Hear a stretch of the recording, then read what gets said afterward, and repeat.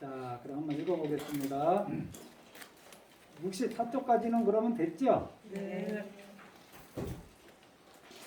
67쪽 한번 읽어보겠습니다. 왜냐하면 이 모든 중생들이 만약 마음에 어떤 상을 취하면 곧 나와 남과 중생과 수명에 지쳐가게 되기 때문입니다. 왜냐하면 만약 옳은 법이라는 상을 취하여도 곧 나와 남과 중생과 수명에 지쳐가게 되며 만약 그른 법이라는 상을 취하여도 나와 남과 중생과 수명에 지쳐가게 되기 때문입니다. 그러므로 반드시 옳은 법을 취하지도 말고 반드시 그른 법을 취하지도 말라. 이러한 이치에 근거한 까닭에 열에는 늘 말하기를 그대 비구들은 나의 설법을 해몽의 비유처럼 알라라고 하였노라. 옳은 법도 오히려 반드시 버려야 하거늘 하물며 그런 법이겠는가. 네.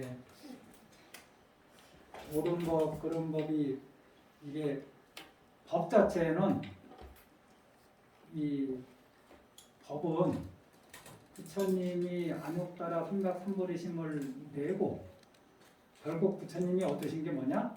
안욕따라 삼각삼불이에요. 그러니까 인과 가가 똑같아요.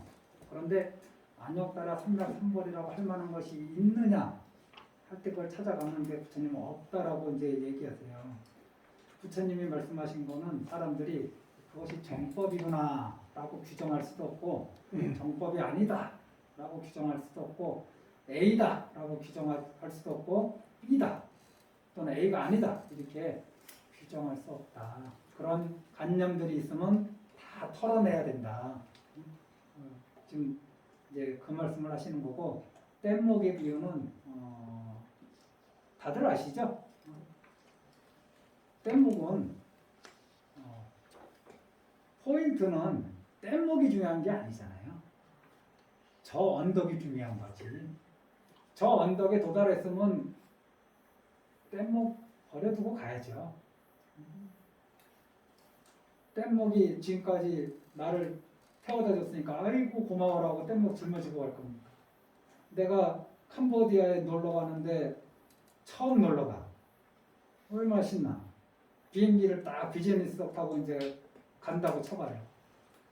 음식도 좋고 다 좋아. 캄보디아 국경에 내렸어.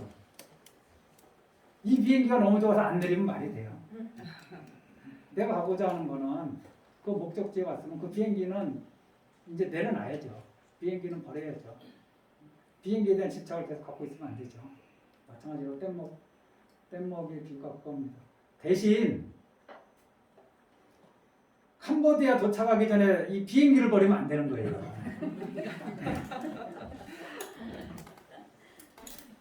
캄보디아 타고 날아가는데 어차피 버릴 거 하루라도 빨리 버리자 하고서 그냥 그 비행기에서 뛰어내리거나 그러면 안 되는 거예요.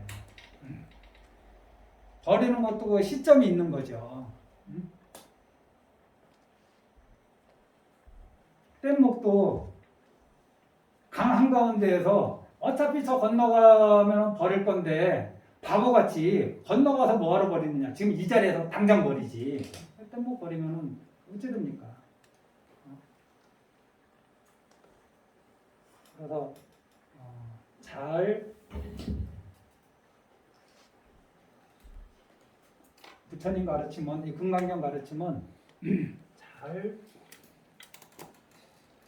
수순하고 그리고 머무름이 없어야 돼요. 집착감이 없어야 돼요. 이게 두 개 부처님 가르침의 핵심입니다. 잘 봉행하고 결국은 강을 건너면은 거기에 집착할 것이 없다.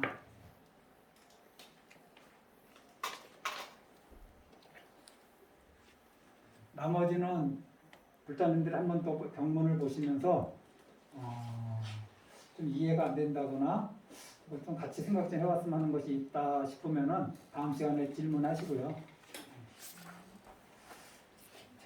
7가 자, 73쪽 한번 같이 읽어보겠습니다. 이게 제목이 뭐냐? 무등무설군이네. 어둠도 없고 사람도 없다. 후보리야 그때는 어떻게 생각하는가? 열애가 세상의 깨달음을 얻었는가? 열애가 사람인가? 후보리가 제가 부처님께서 말씀하신 뜻을 이해하기에는 고정된 그 무엇으로 세상의 깨달음이라고 할 것은 없습니다. 또한 고정된 그 무엇으로서 이렇게서 살아갈 것이 없습니다. 그러니까 이게 뭐 제목이 우리 금강경 제목이 뭐 되게 복잡한 게 아니라 부처님을 형상 없이 형상을 떠나서 형상 없으면서 말하니까 열애실견분이 되는 거고 이치와 같이 실답게 말하 그래서 열애실견이라 하는 거고 이와 같은 믿음을 내는 것이 참 희유하다 하니까 정신희유분이 되는 거고 여기 같이 열애가 최상의 깨달음을 얻었는가 열애가 설법한 바가 있는가 그러니까 깨달음을 얻은 것도 없고 사람법도 없다 해서 그냥 무등무설군이다. 뭐 제목을 잘 지었는데 그 안에서 뭐 되게 신묘한 이치를 찾아낼 것은 없어요. 제목을 그런 식으로 이렇게 소명대리가 지어놓으셨다. 제가 저번에 한번 말씀드렸잖아요. 이것이 깨달음으로 인도하는 안욕따라 삼백삼보리법이라는 어떤 것이 있으면은 정해진 것이 있으면은 부처님께서 딱 이것만 얘기하시면 되지. 그 수많은 거를 얘기하실 필요가 없는데 이런 것이 없으니까 이렇게 딱 정해졌다라고 할 만한 것이 없으니까 이런 법문이 나오신 거예요. 이런 것이 있다 그러면 딱 이것만 얘기하시면 되지. 그럼 우리는 딱 이것만 딱 하면 되잖아요. 다른 거 다 할 거 뭐 있어요? 이것만 딱 하면 되지. 그래서 오히려 다른 종교들은 쉬워요. 다른 종교들은 하늘나라 태어나는 게 목적이잖아요. 대부분이. 우리가 알고 있는 지구상에 존재하는 종교의 태반이 거의 99.9%가 하늘나라에 태어나는 게 목적이에요. 하늘나라에 태어나는 게. 그거는 제가 아까 종교가 없어도 하늘나라에 태어날 수 있어요. 봉사 많이 하고 도시 많이 하고 복 많이 짓고 도덕적으로 깨끗한 삶 살면은 종교 안 믿어도 하늘나라에 태어납니다. 옛날에 그러면 하느님도 모르고 뭐 부처님도 모르는 곳에 사는 사람도 있을 거 아니에요. 그런 사람들이 정말 평생 남을 위해서 살았고 도덕적으로 아주 깨끗하게 살았어. 그럼 이 사람들 어디 가겠어요? 죽은 다음에 지옥에 가겠어요? 뭐 개로 태어나겠어? 악어로 태어나겠어? 종교랑 아무 상관도 없어요. 하늘나라에 태어나는 거는. 그런 복은 복으로 태어나는 거기 때문에. 그래서 세상의 모든 종교들이 하늘나라에 태어나는 것이 목적이지만 우리는 하늘나라에 태어나는 게 목적이 아니잖아요. 응? 그거 역시 유한한 세상이라고 유의법이라고 우리가 보는 거잖아요. 그러니까 여기에다가 봉사와 지계에다가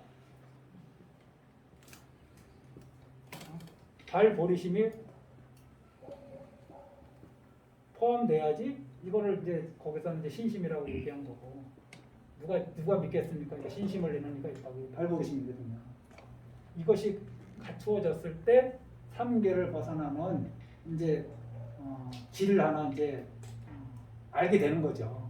하늘에 태어나는 게 목적이 아니잖아요.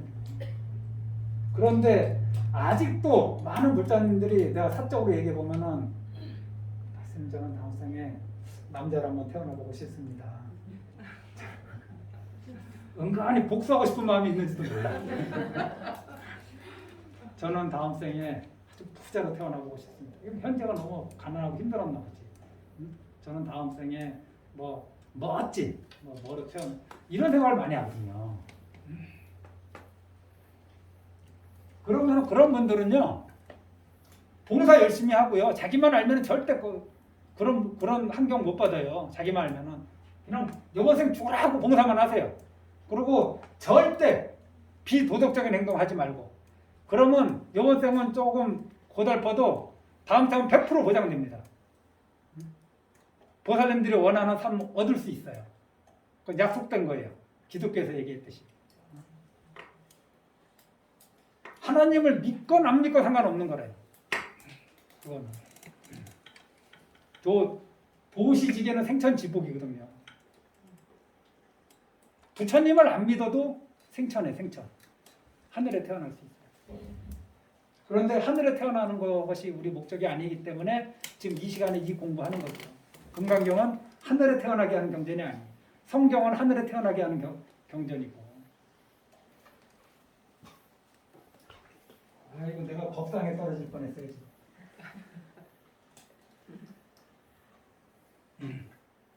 그래서 금강경의 스토리를 아셔야 돼요.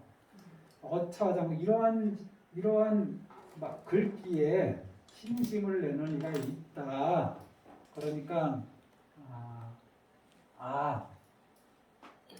그러면은 부처님의 저 말씀이 법이구나. 저거대로 따라가면은 깨달음을 얻겠구나. 그래서 부처님 저렇게 깨달음을 얻으셨구나.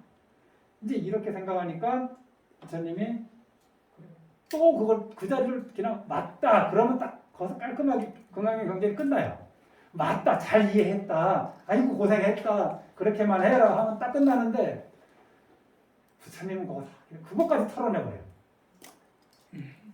내가 얻은 것이 없고 설한 것이 없어.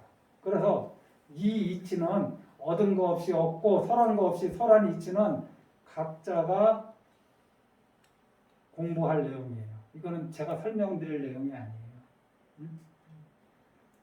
부처님이 보리사 아래에서 깨달은 것을 내가 어떻게 설명해 줄 거예요? 부처님들한테. 내가 앉아서 부처님과 똑같이 깨달음을 체험해야지 되는 일이지. 부처님이 초야에 뭐가 됐고 중야에 뭐가 됐고 뭐 후야에 백날 소용없는 말이래요. 백날. 남의 얘기야, 남의 얘기. 내 얘기로 만들어야죠. 그래서 부처님이 평생 설하셨잖아요. 그런데 열반경 가면은 대승경제 열반경마다 그런 말씀 있어요. 나 49년 동안 한마디도 한 적 없다고. 열반경에 그런 말씀 나와요. 설함 없이 설하고 얻음 없이 얻고 얻어도 얻었다는 생각, 인식 관념이 없고 설에도 설했다는 관념이 없고 이것이 부처님의 경지라는 거죠.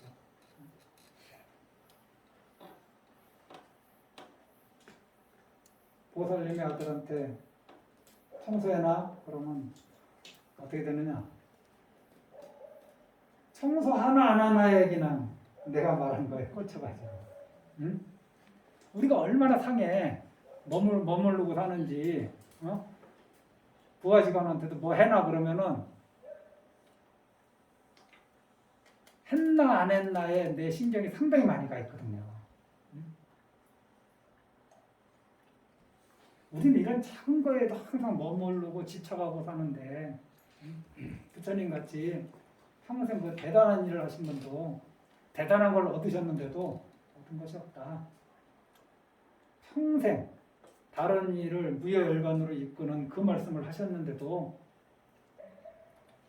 설한 것이 없다. 그렇게 말씀하신 그 자리가 어떤 건지 불자님들이 알아내셔야지요. 이거는 어느 법사의 설명을 들어서 그렇구나라고 이해할 게 아니라는 거죠.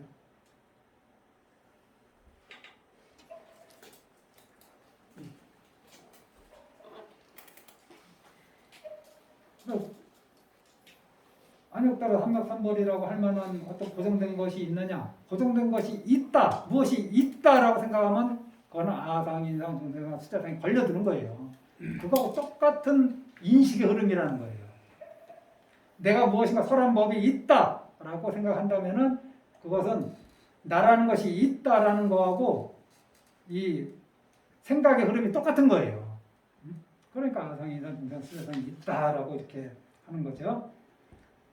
75쪽. 왜냐하면 열애의 설법은 모두가 취할 수 없으며 말할 수도 없으며 옳은 법도 아니며 그른 법도 아닙니다. 왜냐하면 일체 성현들은 모두가 조작이 없고 꾸밈이 없는 법으로서 온갖 차별을 꾸며서 펼쳐 보였기 때문입니다. 부처님의 법문은 취할 수 없다. 취한다는 게 뭔가요? 가진다는 거잖아요. 가진다는 거. 우리는 우리의 인식은 우리의 관념은 가지고 취할 수 없는 거는 이해할 수 없어요. 실제로 그럽니다. 가지고 취할 수 없는 거에 대해서 어떻게 해야 되냐라는 그 생각조차 안 돼요.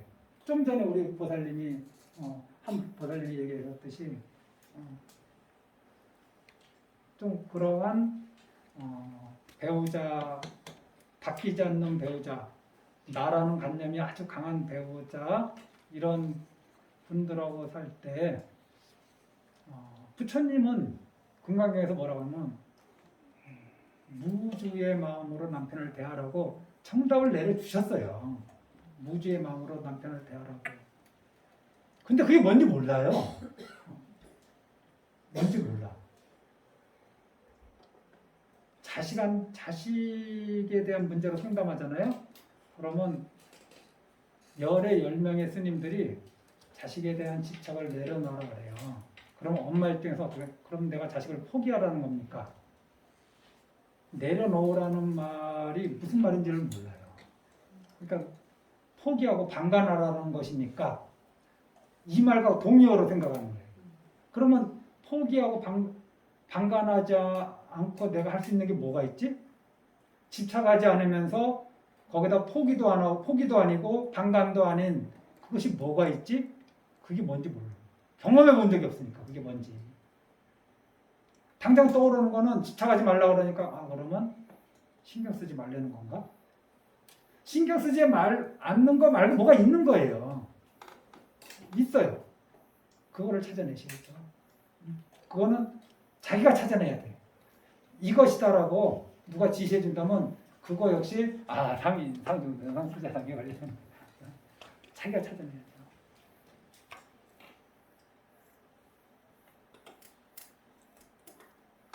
말이 안 통하는 배우자, 나를 약간 짓누르는 배우자, 내 의견을 존중하지 않는 배우자, 이런 배우자하고 어떻게 관계를 설정해야 되느냐. 수많은 경전에서 용어를 바꿔가면서 설명하셨던 결국은 여기에서는 뭐라고 얘기하셨냐면 무주의 마음으로 대하라 그랬어요. 무주의 마음. 머무름이 없는 마음. 제가 그럼 줄을 머무름이 없다. 머무름이다. 그 다음에 다른 걸로 뭐라고 했어요?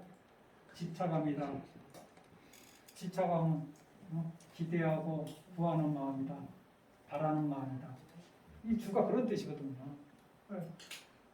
집착함이 없는 마음, 기대하거나 구하는 마음이 없는 마음, 이런 걸로 남편을, 배우자를 대하라고. 그렇게 대해본 적이 없거든. 상대방을 남편이 아니라 그 뭐 어떤 존재든 간에. 그러니까 그게 어떻게 해야 되는지 모르는 거예요.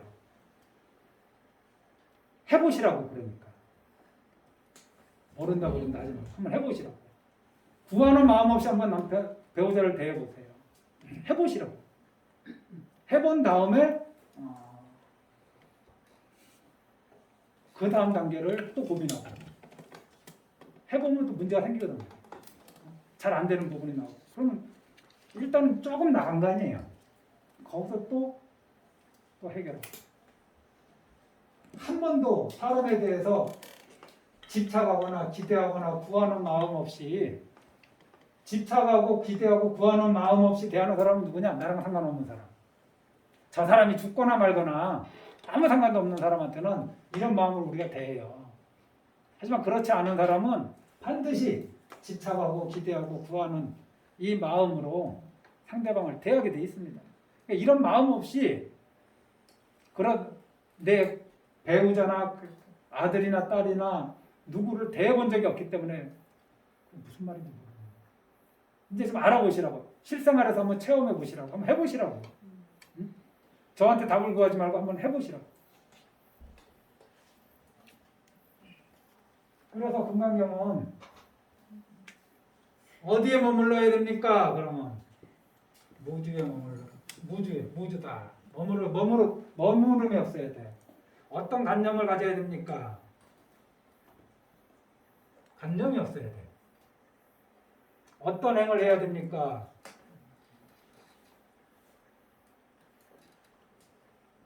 묘행. 이게 결국 무주상이거든요. 금강경에서 얘기하는 거예요. 어디에 머물러야 됩니까? 그러면 어디 딱 머무르라고 얘기를 해야 되잖아요. 어디에 머물러야 됩니까? 어디에 딱 머무르지 말아야 돼요. 어떤 인식을 가져야 됩니까? 그러면 어떤 관념을 가져야 됩니까? 그러면 어떤 관념을 가지라고 딱 얘기하면 얼마나 좋아요. 어떤 관념도 가지지 말라 그래. 그 금강경이 어려워요. 어떤 관념을 가지는 건 쉬운데 어떤 관념도 가지지 않는 건 너무너무 어려운 거예요.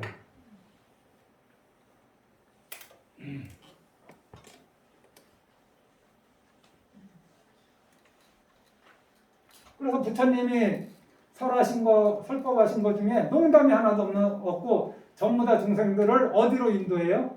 저 언덕으로 인도하는 안욕따라 삼목삼거리 설법이거든요. 부처님이 요것은 이거 잘 들어봐. 요것은 딱 수다원만 될 수 있는 법문이야. 요것은 딱 사다원만 될 수 있는 법문이야. 요것은 십지 중에 초지가 될 수 있는 법문이야. 요것은 오지만을 위한 법문이야. 이런 법문이 없어요. 부처님이 설법하시잖아요. 어떤 거를 딱 설법하시면 어떤 이는 바로 수다원으로 가고 어떤 이는 사다원으로 가요. 같은 법문에서 무의법에서 이렇게 차별이 확 일어나요. 법화경에 보면은 법화경 읽어보신 분? 거기에 보면은 오인가? 나도 저번에 법화경 공부하면서 한번 그것도 유심히 약초로 비유한 품이라고 약초이품이라고 있거든요.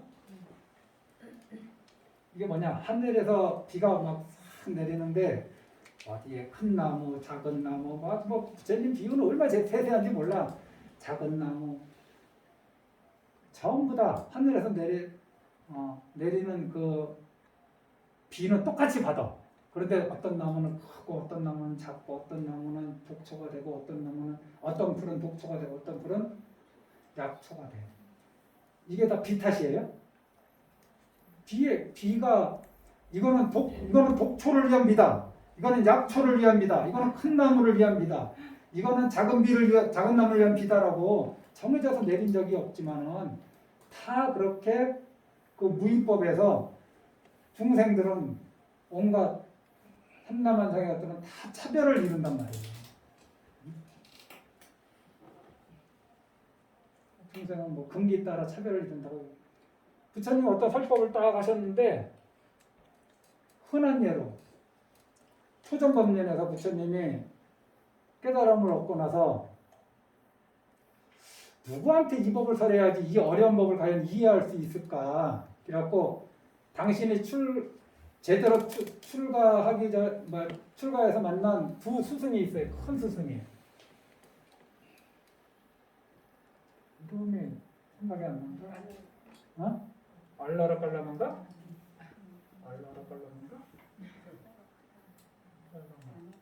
하여튼 이번에 이래 그냥. 그다음에 나도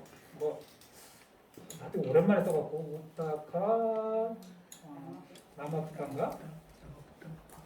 네? 나마부탄가? 네, 이럴 거예요. 애매하니까 막 흘렸어야지.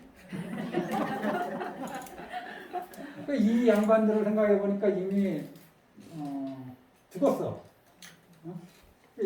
알라라 깔라마라는 사람은 저 무색계에 무소유 처정을 하고 우따마 깔라 라마부타는 비상 비비상 처정을 닦으신 분이거든요.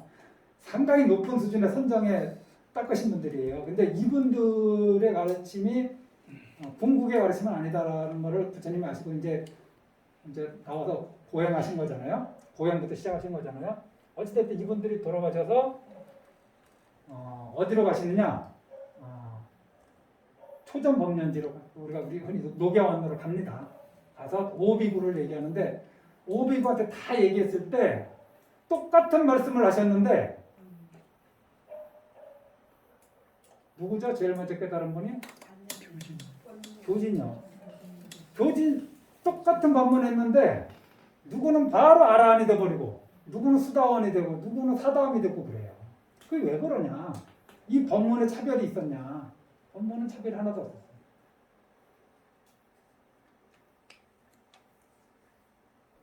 이것이 하늘에서 내리는 비는 이루야. 하나의 비야. 하지만은 그것을 받아서 쓰는 그 온갖 다양한 것들은 큰 나무가 되기도 하고 작은 나무가 되기도 하고 약초가 되기도 하고 독초가 되기도 하는 것은 이 비 탓이 아니죠. 비에는 차별이 없다.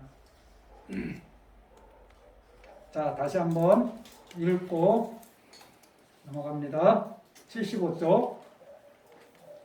왜냐하면 열의 설법은 모두가 취할 수가 없으며 말할 수도 없으며 옳은 법도 아니며 그른 법도 아닙니다. 왜냐하면 일체 선현들은 모두가 도작이 없고 꾸밈이 없는 법으로서 온갖 차별을 꾸며서 펼쳐보였기 때문입니다. 이거 그냥 위에 경문 보죠. 일체 현성이 개의무의법으로서 이의차별. 이게 무슨 말이냐?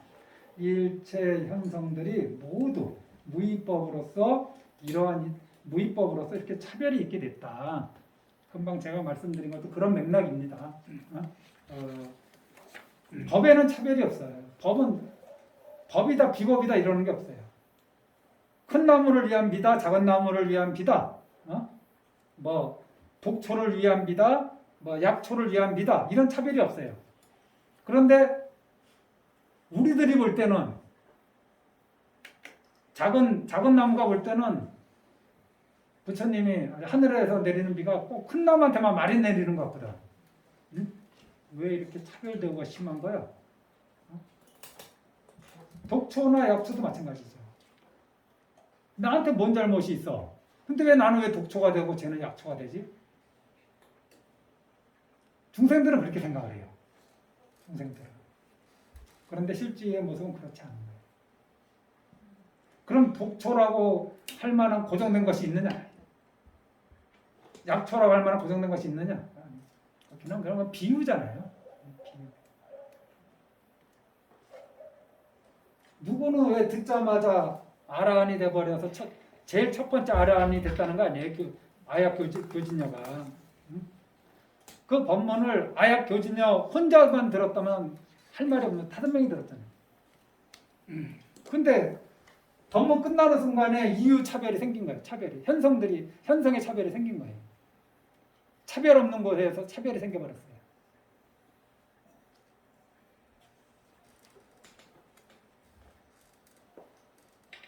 그 부처님이 설하신 법을 그러면 아라냐가 그 수다원이 될 수 있는 법이 있구나. 그래서 그걸 딱 취할 수 있느냐? 수다원만을 위한 법이 있느냐? 그런 거 없다. 열의 소설법은 불같이 취할 수 없어. 취할 수 없으면서 취하는 거예요. 응? 불가서 설할 수 없어. 설할 수 없으면서 설하는 거고. 그 위치는 그 위치는 나한테 물어보지 마세요. 나도 몰라요. 우리가 같이 공부할 때 대목이에요. 취할 수 없으면서 취한다는 건 우리가 이렇게 손으로 잡는 거 아니에요. 내 것으로 가지는 거 아니에요. 응? 그럴 만한 것이 없는데 취하해. 보리심을 내서 보리심이라고 할 만한 것을 끄집어내봐라. 끄집어낼 수가 없어요. 끄집어낼 수가 없어요. 깨달았어. 깨달음이라고 할 만한 거 끄집어내봐라. 없어요. 하지만 얻음 없이 얻고 취함 없이 취하고 설함 없이 설하는 이 이치가 하물며 이치가 이러한데 내가 깨달았다. 내가 오늘 좋은 법문을 했다. 이런 관념에 떨어지는 게 우리가 얼마나 옛날에 그 한 노스님이 10살짜리 동자승하고 한 15살짜리 동자승 이렇게 둘 다 동자지 소년승하고 이렇게 같이 이제 암제에 서는데 어느 날은 노스님이 야 오늘은 우리가 한번 정진을 제대로 해보자. 저녁이 돼도 5호불씩 하고 저녁이 돼도 등잔불 켜지 말고 무건 수행 한번 해보자. 오늘만이라도. 그러니까 뭐 대낮에 그 얘기하니까 두 동자가 예수님 그러고 이제 딱 앉아서 같이 명상 딱 해가지고 이제 뭐 어두워지고 숲이니까 뭐 이상한 소리도 들리니까 제일 먼저 꼬마 놈이 겁이 났을 거 아니에요. 아이고 스님 무서워 불 좀 켜요. 그러니까 옆에 있던 그 소년들 이놈아 오늘 스님이 우리가 불도 켜지 말고 아무 말도 안 하기로 했잖아. 딱 그러니까 스님이 가만히 있다가 아이고 오늘 잠자고 있는 애는 나밖에 없구나.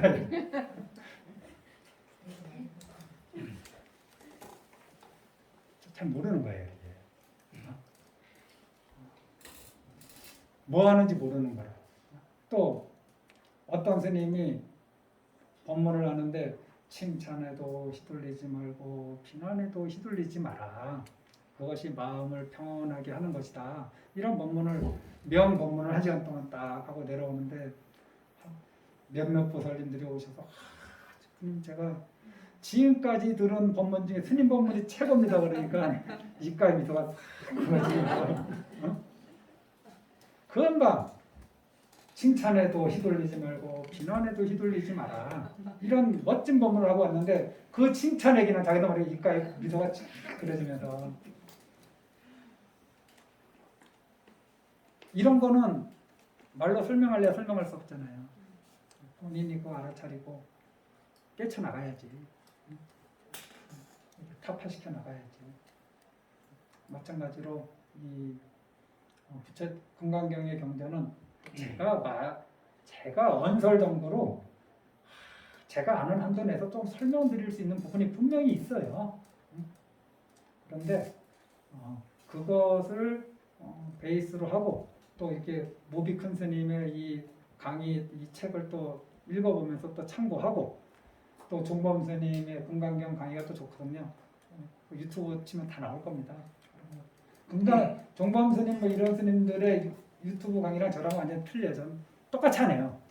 완전 다르니까 그냥 양쪽 비교하지 말고 그냥 이렇게 채워가시면 돼요. 그래서 이렇게 하면서 무엇인가 지식을 늘려가는 삶이 아니라 자기를 변화시켜가는 삶을 그 시작을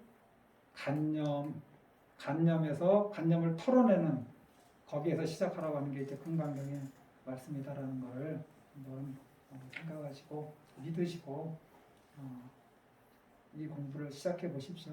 그래서 조금 그 경문을 조금 해설할 부분이 있다 싶으면은 제가 좀 도와드리고 나머지는 각자 공부할 것 같다. 부처님이 보리수 아래에 앉으셨다가 일어나셨을 때 범부를 앉으셨다가 부처가 돼서 일어났거든요. 우리는 보통 어떤 기도를 하면은 기도나 어떤 수행을 하면은 큰 변화를 기대하잖아요. 뭔가 좀 이전에 없던 일이 벌어지기를 기대하고 부처님이 보리수 아래에서 앉았다 일어났을 때 이 세상에 바뀐 게 뭐가 있습니까? 하나도 안 바뀌었어요.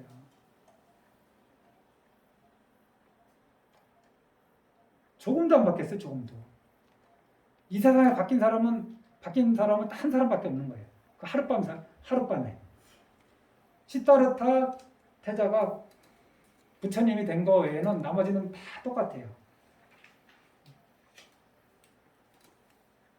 그럼 부처님이 무엇이 바뀌었느냐? 늘 분별하던 마음이 지혜로 바뀐 거죠. 마음자리가 바뀐 거죠. 마음이 바뀐 거죠. 몸이 바뀌었나요? 갑자기 몸이 뭐 3m가 커지고 그런 거 아니잖아요. 몸뚱아리가 바뀐 게 아니거든요. 전날의 모양과 아침에 일어나셨을 때 모양이 똑같아요. 범부에 했을 때 몸하고 붓다가 되었을 때 몸이 똑같아요. 붓다가 되기 전에도 30 이상을 갖추고 있으셨고 붓다가 되고 나서도 30 이상을 갖추고 있었어요. 워낙에 이 공덕을 많이 지으셔서 30 이상을 그냥 갖고 오신 거잖아요. 갑자기 붓다가 되면 30 이상이 생긴 거 아니거든요. 그럼 사람들 다 놀래 자빠지지. 하룻밤 사이에 없던 30 이상이 생겨버렸어. 80 정도가 생겼습니다. 놀래 자빠지지. 그런데 그게 아니라 마음자리가 바뀐 거예요. 그런 그 마음자리 바뀐 거를 설명할 수 있겠는가? 그 마음자리 바뀐 그 자리가 법이거든요. 이 법을 얻으신 거거든요. 안역따라 삼박삼보리법을 얻으신 거거든요. 그럼 이거를 본인이 이거를 설명할 수 있는가? 이거를 취할 수 있는가? 설명할 수 없으면 설명하고 부처님께서는 49년 동안 이 취할 수 없으면서 취하는 그런 49년을 보내신 거거든요. 그 제자들도 그런 삶을 살아가신 거고, 이 이치는 우리가 직접 그 길을 가겠다고 마음 먹고 그 길을 걸어가면서 내가 체험하는 길밖에 없다. 금강경의 가르침은 그것이다. 그리고 우리가 제가 그냥 한번 참고 삼아하시라고 썼는데 오늘 읽어보니까 내가 참 잘 썼대. 이것으로 나다는 그 관념, 이것이 나의 족쇄고 내가 사랑하는 우리 가족의 족쇄다. 그러면은 나부터 이거 관념에서 벗어나려고 노력하고요. 이런 관념이 꽉 찬 사람이 내 가족 구성원 중에 한 명이다. 그러면 어떻게 이 사람을 대하는 것이 반야의 건강 반야를 쓰는 삶인가? 그걸 한번 고민해 보시기 바랍니다. 다시 더 해야 되는데 오늘 여기까지 하죠? 예.